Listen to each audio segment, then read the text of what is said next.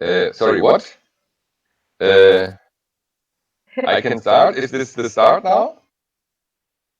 All right. So here we go again with Kiron Talks on the air, on the globe, in the internet, where everybody is nowadays. Nowhere else is there to go. And we're again joined by last but not first, but not most important, Dominic Orr, who is working as a prof at the Open. My goodness, my brain is fried already this day. Kiron, Open Higher Education, is the place where he comes from, and also Sabrina Konzok, who is also dealing with social entrepreneurs and helping them to get their feet on the ground.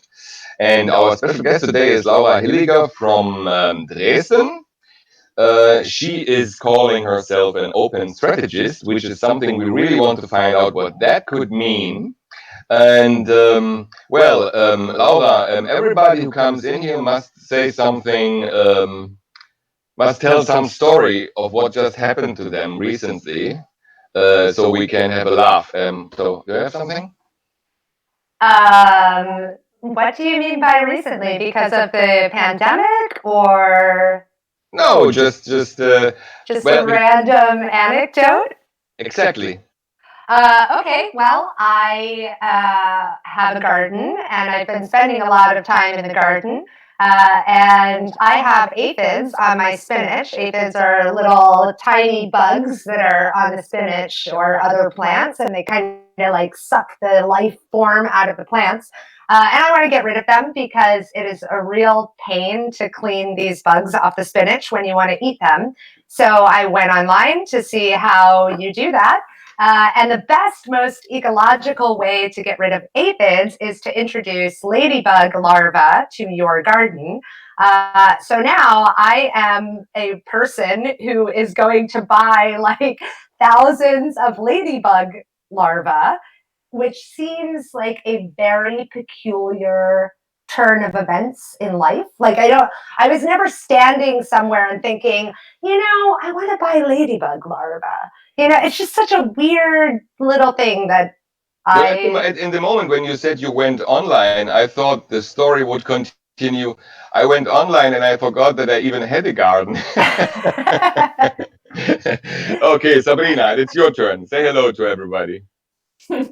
Yeah, hi everyone. Happy we're here for another round of current talks. I don't have big anecdotes, rather like a tip from this week because I'm actually on holidays. So for everyone who can take holidays right now, be quick and then you're very alone. If you make it to some place in Germany, obviously you can't go abroad, but you can leave your place within your own borders. And there's some really nice places in the German islands you can escape to. And we were just completely alone just a few nights ago on a big compound, and there were no other guests at all. So that's quite calming, maybe even more calming than usually. Oh, nice. Dominic.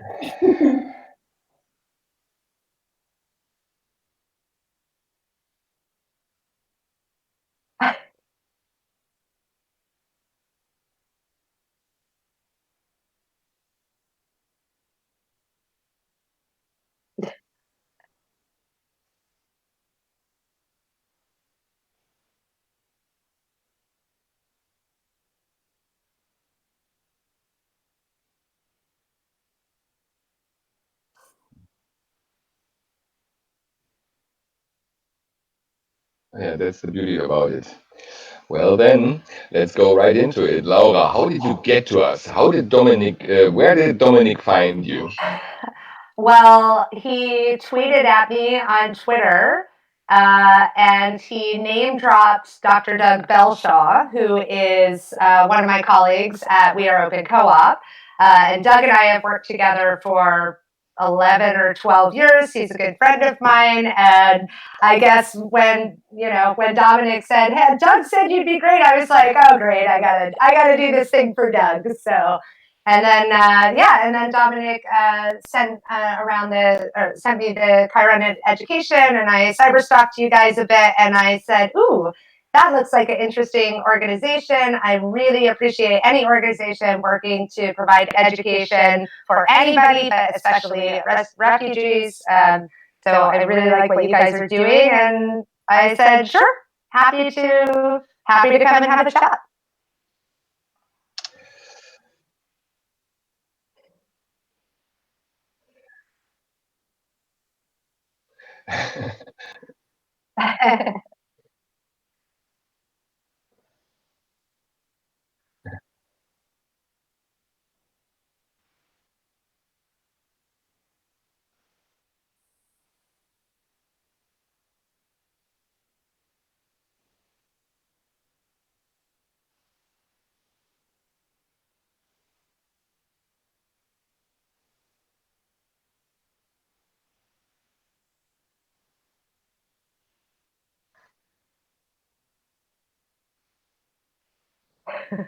I guess you'll have to let me know after the conversation is over if I went too radical.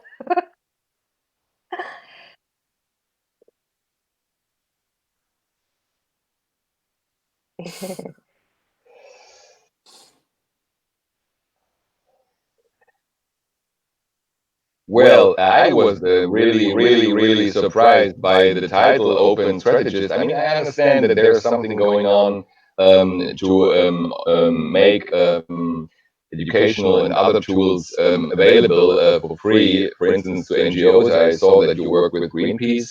What's the principle here? Well, I mean, so I'm a member of a community called the Open Organization, and it's a community of people who have pretty much spent their entire careers between open source technology and other kinds of organizations and other kinds of movements.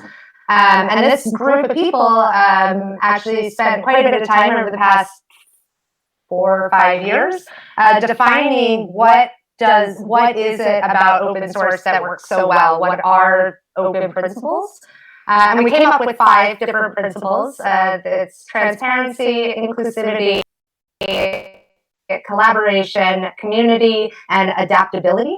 And we created a definition of open culture because we were finding that when people want to implement open practices outside of technology, it seems to be quite tricky. And we thought that maybe one of the reasons for that is that there's just not a lot of resources out there to explain why open source projects work and how they're governed. I forgot the question as I started to ramble on. This is the most important question here, maybe, that these open source things seem to me technical devices and technical methods or collaborations which are somehow made possible through technology. But then the question is, how do they go into the real world? How do we come back from the novel? Yes. So how do we do that? Can you give some example? I mean, that's the really interesting sort of misconception about open source or open, is that it's something about software, it's something about technology, when actually it's something about collaboration and it's something about community, because a piece of software that is being built in the open is being built by a bunch of different people who may or may not be getting paid, who may or may not work for the same organization, who may or may not be in the same country or speak the same language. And those people are collaborating together in a virtual environment where where it's very easy to misunderstand each other because, digital communication, online communication, written communication is just very different from in-person communication. Like, I'm sure everybody's heard the statistics that 70% of our communication is body communication and gesture communication. And so when I think about open source projects and I think about why they work, I'm not thinking about the code. I'm thinking about how are these human beings collaborating with each other to build a product, to build a thing. And that's not a coding question. It's not a tech question. It's a humanity question. It's a communication question. And so when you try to extrapolate from the world of open source into nonprofits, into movement building, a lot of times, it's very hard to see the mechanisms that allow an open source project to flourish and to function. And I was interested in this because in my background, I was working on products, I was working on technology. I spent 5.5 years working with the Mozilla Foundation, so Firefox, tech, really on the edge of what's possible with tech. And the way that those communities function are admirable to other kinds of movements, particularly the environmental movement, which is how I got involved with Greenpeace.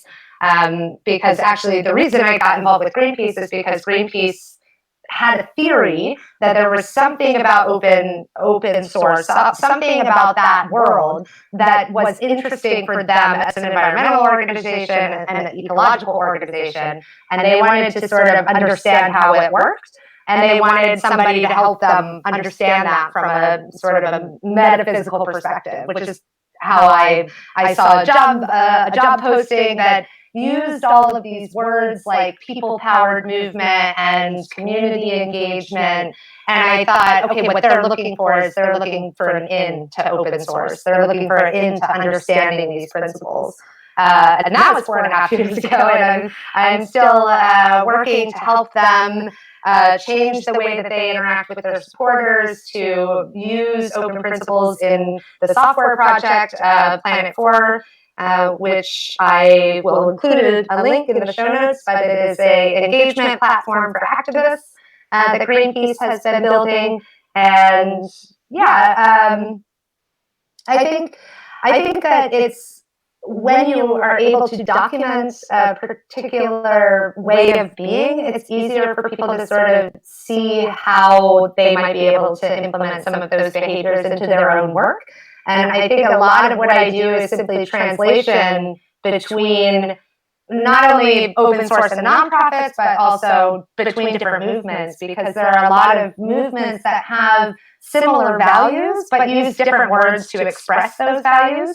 And so where one person, might say collaboration, another person might say cooperation, and they might not see how very similar those two things are. I mean, this is a pretty easy example, to be fair. But yeah, I spend a lot of time helping people sort of connect the dots around what it is that they're trying to do and the behaviors they're trying to manifest in their communities. Well, I'm sure Dominic has a lot of questions in regard to education here. Someone there? Oh, now your mic doesn't seem to work. My mic doesn't seem to work. No, Dominic. Dominic's is not working. Well, then Sabrina, you must jump in. We can't hear you. Okay, I'm jumping in. Okay, it seems the story from the beginning from Dominic has just gotten better.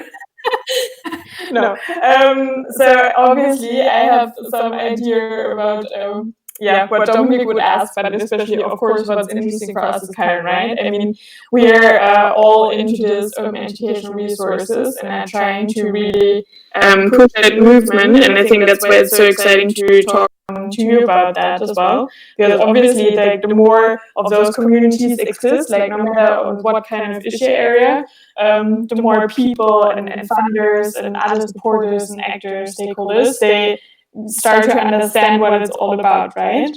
I don't know, so if you can take a guess, because you obviously have seen more of those issue areas, which of them is the strongest when it comes to open source code, whatever? Do you mean which is the strongest to sort of creating open educational resources? No, in general, beyond education, because you mentioned the ecological sector, right? And yeah, yours as well. Yeah, I mean, I think that there's sort of a pervasive myth around copyright that remains quite, pervasive in our culture, which is if you put something out there in the world, then you have to copyright it because otherwise somebody will steal your idea. This thinking that you can own an idea is still very pervasive in our culture. And the interesting thing about open education in particular is that open education and open educational resources have really started to buy into the idea of the commons. And the commons is essentially putting something under what's called a copyleft license. So in open source, this is very, very common. There's tons and tons of different types of licensing for software. And Creative Commons has developed a number of licensing, which is used outside of software and more for documentation and resourcing and these kinds of things. And the movement around this idea that you can't actually own ideas, or that you shouldn't have to ask permission to be inspired, has been growing for the last decade, and it's really starting to get into a mainstream position. I think Creative Commons has a lot to do with that, but also organizations like Wikipedia, where you can just go to Wikipedia and you can find the information that you're looking for, and you can take that information and do whatever you want with it, and you can even change the information. And I think that this sort of pervasive myth around we need to own things, like own ideas, has been exploded by the open source world, and we've seen that it is a fully viable economic model to release certain things for free, software, for example, and allow people to take it and do what they want with it, and still be able to make a profit, have employees. I mean, there's hundreds of different organizations whose business model is built on the service of the product as opposed to the product itself. And that sort of history of open source and that reality around economic models has become much more widespread in the last 10 years or so. And so I think that, I think that it's inevitable that in the future we completely rethink the way that we own things. And I think that you're even seeing it in, outside of digital environments. Like, I don't know if you guys have ever heard of the Library of Things. So the Library of Things is a concept, I think it came out of the UK, where basically people are setting up physical location shops where you can go and you can borrow a drill, or you can borrow a ladder, or I have a lot of construction examples. It's a library for things. Instead of books, you can go and borrow other kinds of things. And people are, donating things to these shops, and then, the community is sort of gathering around the idea that instead of buying a drill because you just need to screw a shelf on your wall, you can go borrow it, you can return it, and you've actually, what you've done is you have sort of pushed back a little bit against consumerism and consumer society. And so now I can just launch right into environmentalism. And the reason that I think that open and environmentalism connect is because when we reuse and when we upcycle and when we share, we're actually making it so that we're not causing strain on our planet, because we're no longer requiring as many resources for all of these things that we don't really need. Not everybody needs to own, a power saw or whatever. Like, you need it once a year. Why do you have to own it? You can borrow it, And I think that these ideas tie to open source because in open source, the idea of borrowing a piece of code has been there since the very beginning. And it's just that, these methods and ways of being are starting to sort of tentacle out into a bunch of different areas.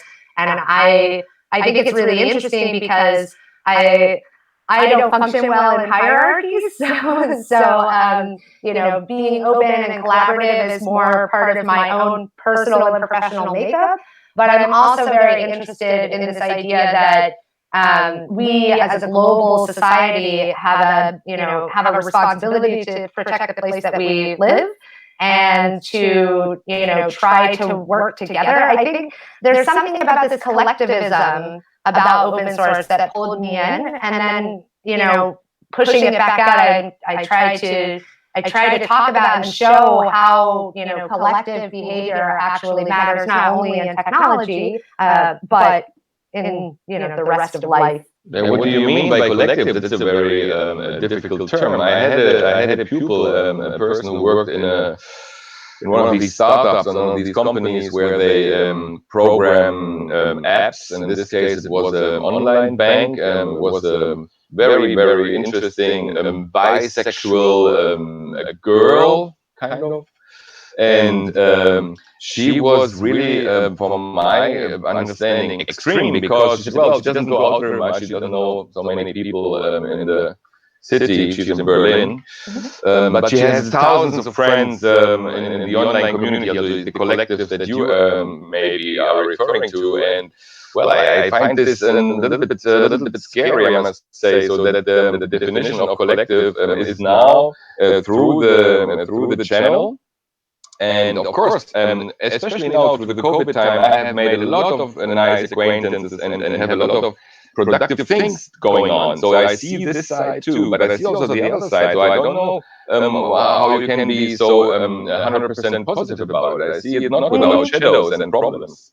Well, I mean, so for me, collectivism is not, I don't think of it as something that is a digital phenomenon. I think that, people, I fully agree that living through a virtual environment has its dangers. And we've actually seen, like, research shows that, for example, in the last 10 years, loneliness has gone up quite a bit. Like, people are connecting virtually, but not necessarily in the real world. And I also see that as a problem. But I think that, the pandemic is sort of showing how much thinking about the collective matters, because my behavior affects everybody around me in a life or death way. And thinking like that and caring about that is an example of thinking of the collective. The people who are social distancing and who have decided to curtail their social lives and to, essentially do what the experts are asking us to do to flatten the curve and, not spread the disease. They're not just doing it for their individual health. They're doing it because they know that if they do it differently, if they get out there and do whatever they want, that they're going to be impacting the collective in a negative way. So when I talk about the collective, I hope and I wish that for people like your friend or your colleague that you just mentioned, that those of us who see these people who are only existing in a digital environment and are alone elsewhere in the world take a minute to shut down the computer and go next door, kind of thing. And this is about community responsibility. And I think that, in the online environment, it exists through, for example, diversity and inclusivity initiatives, making sure that you're not always talking to the same people. That has to be intentional. And I think that collectivism is also, it has to be intentional, because that's not the fabric of our society, particularly in the Western world. We're very much raised and sort of conditioned in our society to see ourselves as separate from each other, as, my life, my friends, my family, as completely separate and in a way more important than other people, this sort of individual mindset that we get. And I think that we have an opportunity, particularly now at this point in history, to do something about it and to take a step away from this idea that we're separate and try to think more about the collective. And I try to, that's part of the reason that I'm a member of a co-op, because the decisions I make affect the other members, and their decisions affect me as well. And we have to function as one complete organism, not as 6 separate people. And that is a way of kind of putting my money where my mouth is, as it were, around this idea that we're not all individuals. We are all connected. Okay. Mm-hmm.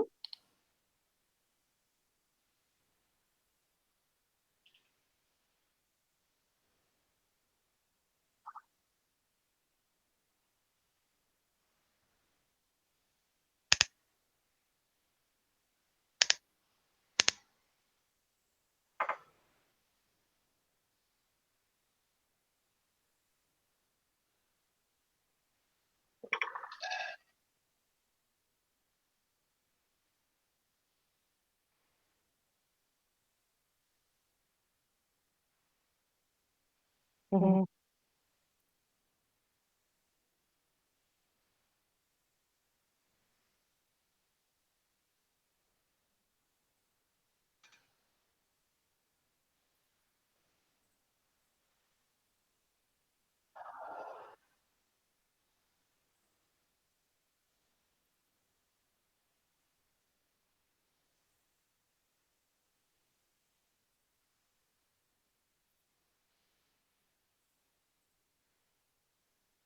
Mhm.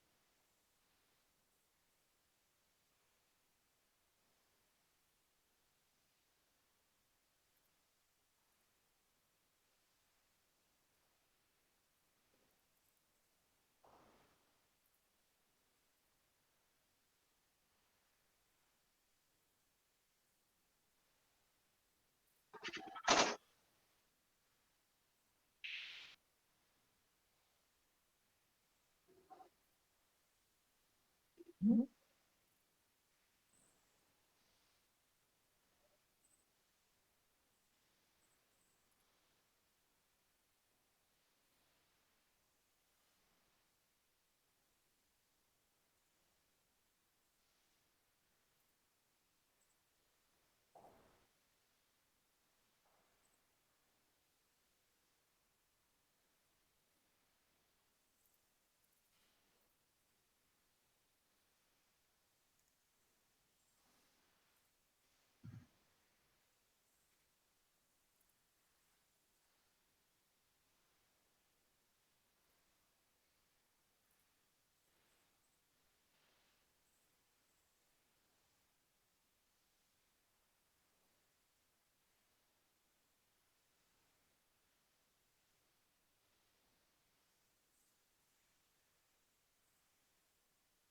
Mhm.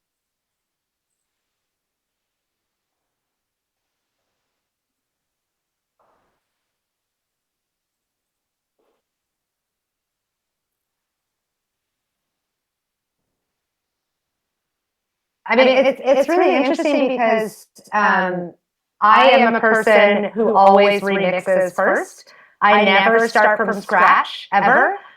Doesn't matter what I'm doing. Doesn't matter how specialist it is. The internet is so chock full of good ideas.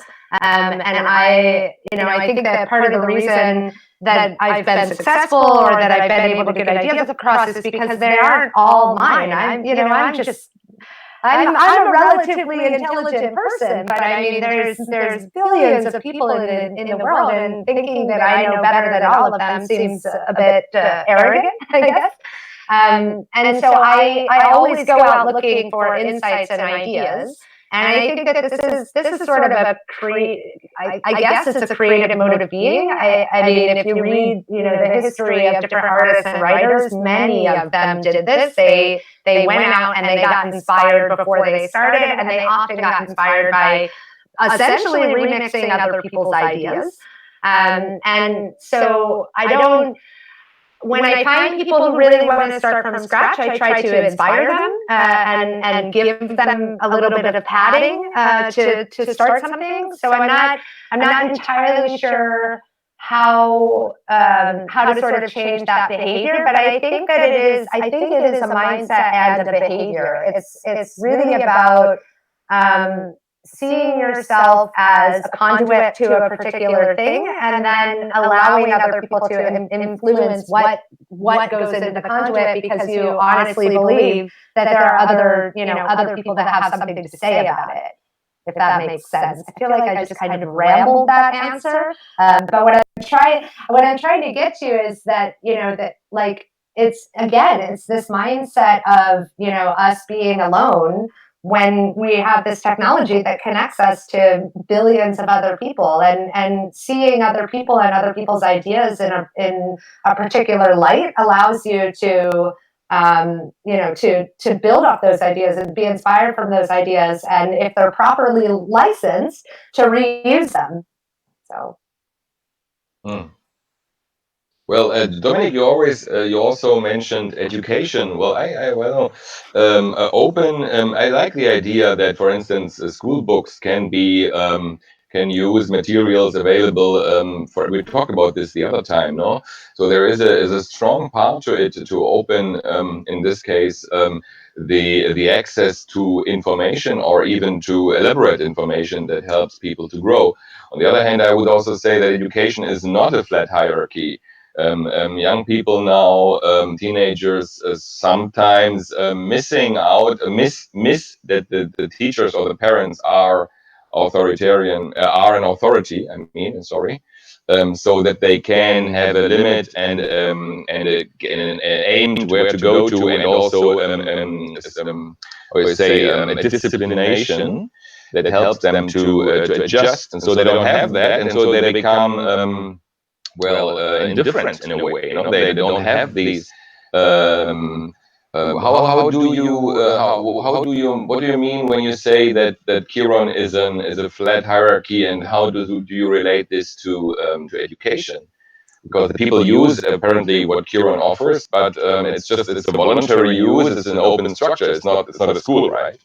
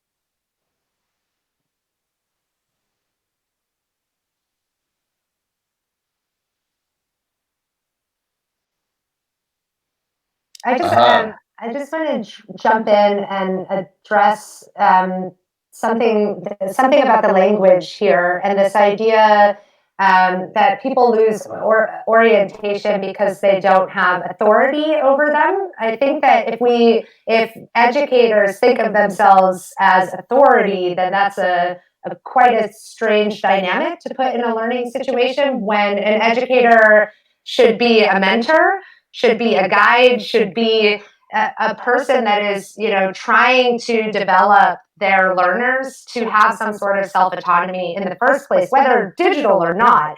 I mean, the purpose of education is to teach people how to learn and how to harness their creativity so that they can live a fulfilling life. And it doesn't matter the subject. It's about, finding your place in the world and in society, and really, helping human beings deal with this very strange existential reality that we exist, and that we have to spend our time here a short amount of time. But I think that this idea that a lack of authority or a lack of discipline causes people to be rudderless is a mindset that we can get away from very easily just by changing the way that we think about what an educator is there for. And I think it's the same with adults. Like when adults are in a hierarchy and they do not feel supported by their management, they don't like their manager, they quit their job. And it's not necessarily that they don't like the work, it's that they don't like the dynamic that they're living in. And that dynamic has to do with Maslow's hierarchy of needs and self-actualization, right? Well, it's a contradiction that is going on, but psychologically speaking, it's authority is not an antiquated model. We have psychological proof of 15-year-olds who lack certain capabilities, and they stand back in their social behavior as 5-year-olds. And this is not an invention of mine, and this belongs exactly to a mindset. And I want to provoke you a little bit to see what you're saying. And exactly, you see that teachers become partners, and I speak about elementary schools. No, that there are learning. There's learning materials available, and the pupils can. There are schools like that. The pupils can go and organize by themselves. There are some kids who are able to this, but they are the minority. And most kids need a clear structure, which is not a bad thing. This is a natural thing. I mean, and so what do you mean that authority is something we have to get rid of? I mean, authority doesn't mean power. Authority means you respect someone for what he knows well, what is right also. So a scientist who is qualified in something is someone I have to listen to in the first place. And when I have understood what he says, maybe I might say, I don't like the way you use it, but I may not be able to question his authority. So this is something very basic in the psychology of learners. But I think that there's a difference between being an authority and wielding authority.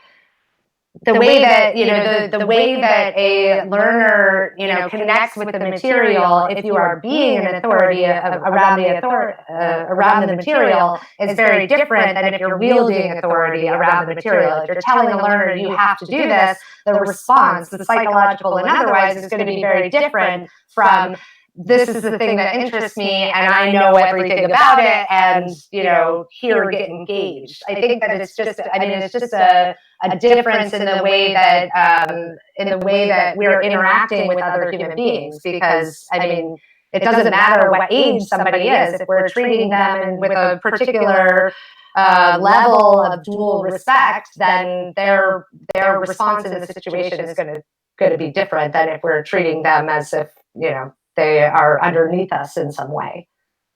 Well, everybody had the greatest respect for the teachers who were tough but fair, and the softies were not respected. And this is a general fact. I wouldn't know any exception to this, and it shows that we are glad if we find. And this is now the teacher here, and you're talking about the collective. Sometimes I don't like how you mix material and teaching, because there's a human relationship there that has to function a certain way. And there's on the other side this open shop of materials that can be used where I go really along with you. But when we talk about building collectives, then it's not everybody is equal. When we talk about building collectives, not everyone is equal. Yeah, then when persons are involved, then everybody is different and has a function, has an authority, and the other one has another one, and then we have to respect each other. And then there are also limits to our possibilities. While with the material, I don't know where are you going with your idea. I think the place that we're crossing paths is I'm not talking about some sort of free for all where there's no structure, no process, no method.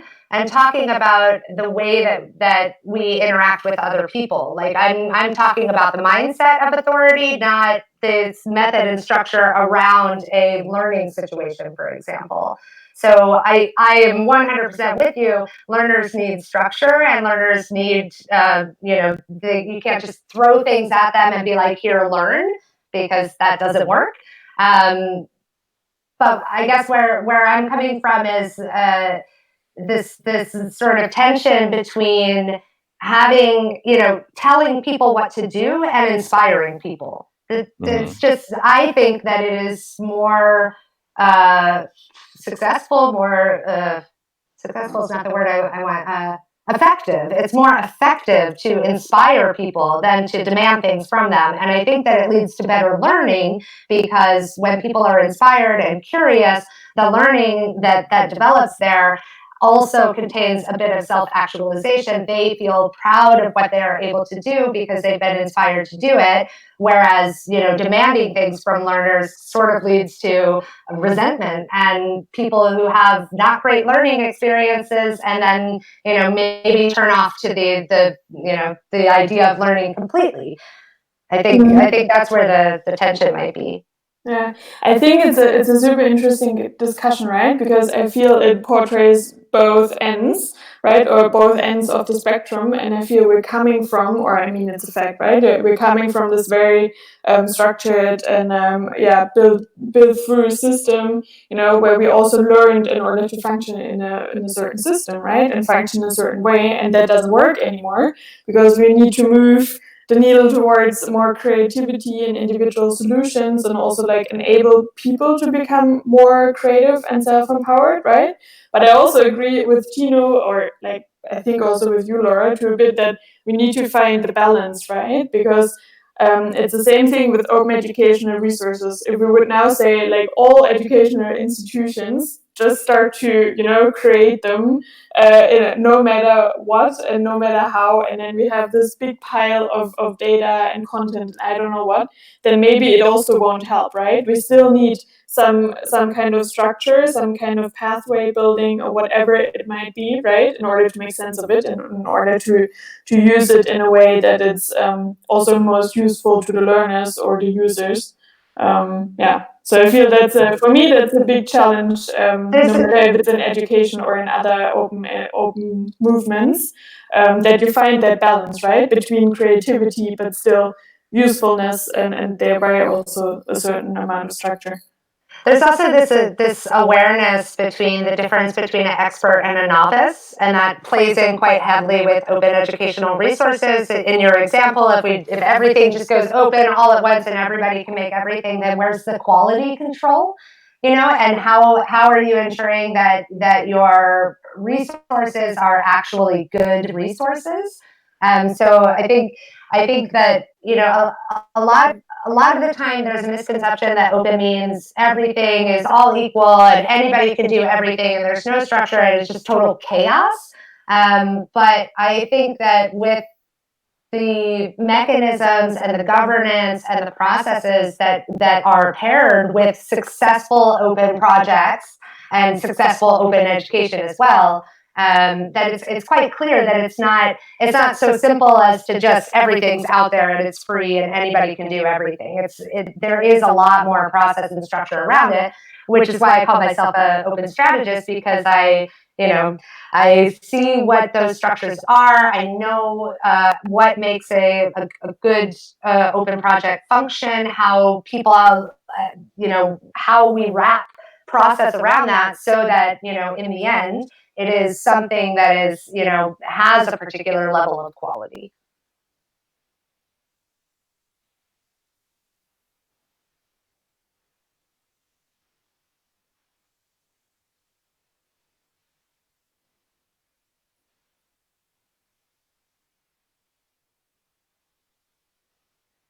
I always use when I'm introducing people to the idea of open principles, I like to use the example of when I was in school and I had a test. Looking at my neighbor's paper was called cheating. And now, as an adult, looking at my neighbor's paper is called collaboration. It's called, it's something different. And I think that really illustrates that the continuum between the system that we have and the system that we need to create, which the pandemic has made very, very clear, and how we can move from one to another, is to just kind of find these examples of little pieces of mindsets and behaviors that have been embedded into us for a world and a system that is no longer the right one for our species or our planet. Well, Laura, as we're running out of time, it would be nice as you have sketched now different ways of creating and working with open projects. Could you name one of the latest ones you did and describe what was the task, who you were instructing, and which were the palpable results of it? As an example. Well, I've been working with Greenpeace for 4.5 years and helping them implement open principles, both inside of their organization, but also in the way that they interact between environmental activists and open source activists. That one is pretty successful, I would say. There's a software product at the center of it, but the software product is a little bit of a guise for the cultural work that surrounds it. So that project is live. It's rolled out in 82% of national and regional offices from Greenpeace all over the world. So if you go to the Greenpeace website in Romania, the platform that it's running on is this project, Planet 4. And that has been a very interesting thing because Greenpeace is a traditionally secretive organization, and over the last 50 years, they have very much closed down. They were open when they were founded in the 70s. It was a lot about sharing what they were doing, but over the years, and as they became more radical in their activism, things started to shut down, and they were kind of having a hard time connecting with the public, connecting with potential supporters, and being more open was the way that they wanted to address it. And it's been quite a revelation, quite successful, and it's ongoing because global organizations, it's hard to turn a big ship, I guess, to use a boat pun. That would be one. So we can definitely include some stuff in the show notes. I last year published a series of articles about the Red Hat and Greenpeace collaboration, which is also really interesting, and we have no more time to talk about. But well, thank you very much. There's also much more. I mean, I need a while to get into it. Before I came, for instance, this news that the mayor of Munich now wants to equip or wanted to equip the city's administration with Ubuntu or with Linux. I don't know, Linux, and he was courted by Microsoft CEOs not to do that. How would you comment on this process? Well, I mean, my kind of radical opinion about government is that government should be using open systems so that privacy and security folks can keep tabs on what the government is doing, actually. And they should be using open systems because for privacy and security reasons, really. We know from open source software that if a system is open, you can more easily check for security flaws and privacy bugs because any software engineer can go and look into the code. Whereas if it's a proprietary system, then only somebody who works for the company that owns the software can actually look into it. And I see a big conflict of interest there because I believe that the public sector belongs to the public. And so I'm very much an advocate for using open source technology pretty much across the board, but especially in the open sector. I'm in the public sector, I mean. I think that is a opinion that has been mirrored in like cities like Hamburg, who has big, open data, open government initiative. I think that there are lots of open government folks around the world who are doing that work and trying to get us away from, or sort of turn away from, what is called surveillance capitalism. And I think that implementing open tools at a government level is a big part of that, but I'm not an expert on open government, just a nerd with an opinion, I guess. Well, but now the discussion is starting. I mean, because we're at the end of it.